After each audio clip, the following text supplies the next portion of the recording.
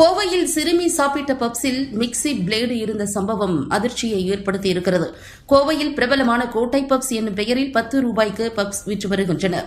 கோட்டை பப்ஸ் என்னும் பெயரில் கோட்டைமேட்டிலும் கணபதியிலும் கடை உள்ளது.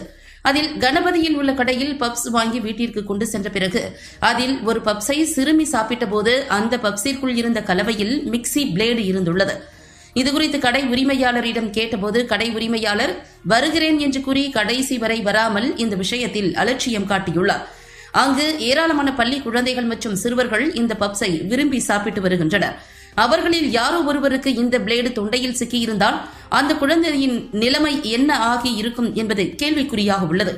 எனவே இதுகுறித்து உரிய நடவடிக்கை எடுக்க வேண்டும் என்பதே சமூக ஆர்வலர்களின் கோரிக்கையாக உள்ளது.